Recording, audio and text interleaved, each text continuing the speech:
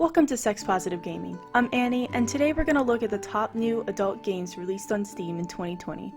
Because Steam doesn't share sales numbers, this list factors in reviews, both positive and negative, player data, both concurrent and peak, as well as follower numbers. Using these metrics, 4 clear groups emerged as well as a sole number 1. With all of the data, there were many titles where it was not clear where a game should be ranked exactly. When Steam released their end of the year list at the end of January, broken up into tiers, everything got a lot easier. We have 9 titles on the bronze list. This includes Seeds of Chaos, one of my favorite games I reviewed earlier this month.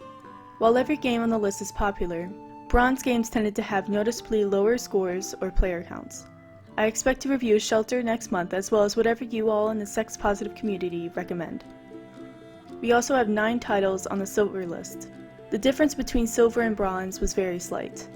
If Gabe Newell had handed down 3 tiers in Steam's list, then silver and bronze would have all been combined. In silver, we have NLT Media's Lust Epidemic, which I covered in my top 5 Patreons of 2020. I'm excited to be covering Fetish Locator later this month as well. Gold is our largest tier with 12 titles.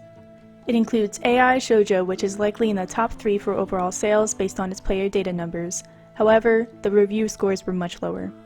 It's also not classified as an adults-only game, which is a bold move by Steam.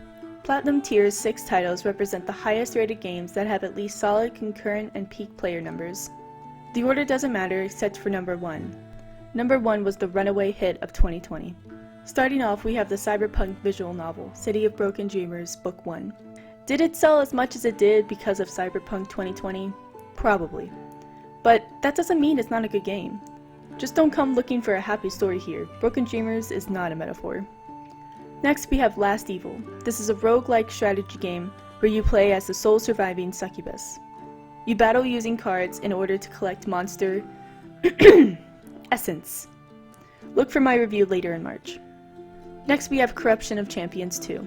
This RPG is early in development, but is a visual upgrade to its highly popular predecessor, Corruption of Champions. Expect this game to eventually have all of the boxes checked on the list of kinks and fetishes, or what I like to call flavors of sexuality. Next, we have Friendship with Benefits. This anthropomorphic My Little Pony, stop it, no shaming. As I was saying, this anthropomorphic My Little Pony visual novel allows you to channel your inner brony. Okay, now we have Ludopocalypse Hentai Evil. In full disclosure, I had no idea what this game was before I started collecting my data, but it was $1 and I bought it and I had a great time. It's a mindless shooter with some limited puzzle solving in a Resident Evil-like world. And at number 1 we have Being a Dick Season 1. This game is one of the highest rated Steam games overall, let alone adult content Steam games. It has had impressive player data since its launch in February of 2020 and was likely the number 1 adult-only game in overall sales. The mini-games are fun, the art is awesome, and the plot is a ridiculous college coming-of-age story. Most importantly, so far no one has died in a fire. Spoilers. Never mind, look for my review next week. There you have it. What do you think? I really appreciate all of the questions, suggestions, and requests that you all in the sex positive community have given me. Let me know what you thought the best games of 2020 were. And remember, no shaming, just gaming.